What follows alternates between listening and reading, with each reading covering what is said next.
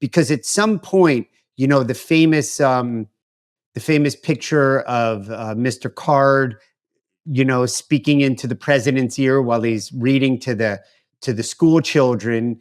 And, what is he saying? And that's the moment. And they take the president and isolate him, and they isolate the speaker and the vice president.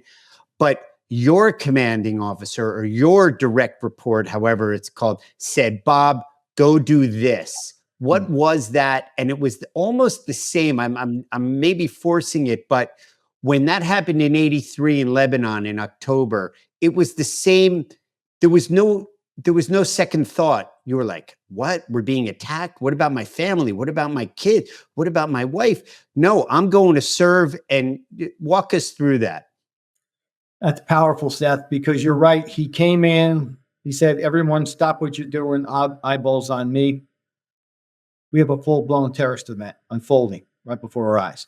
We were originally in the Eisenhower building until we had an airliner overfly the White House, and another airliner eventually hit the Pentagon, American Airlines Flight 77.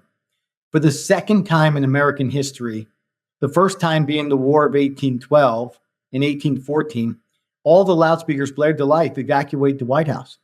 Everyone's got to go to their alternate site to do what they do every day from, the top of our nation's government.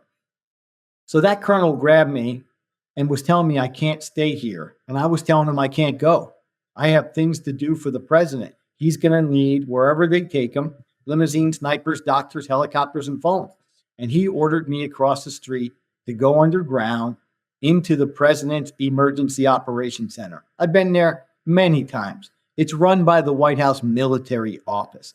It's a deep underground bunker, nuclear hardened. We don't tell our enemies how deep it is or the capabilities of the bunker.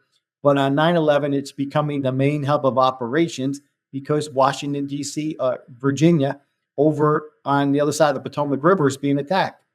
So I grabbed the planning kit. I head out, Seth. Secret Service let me in. I'm before a bank vault on steroids. I request permission to enter, and I'm going down here to do logistics. The first person I see is Vice President Cheney's military aide. And I walked up to him and said, Tom, I know you're busy with all the military members doing their job down here. I'm here to do logistics. I'll stay out of your way. And he said, Bob, forget logistics. I need help. Answer the phones. They're ringing off the hook.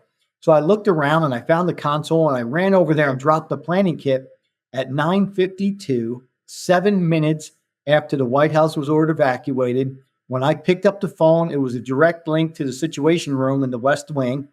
And the gentleman said we have another hijacked aircraft 16 miles south of Pittsburgh inbound.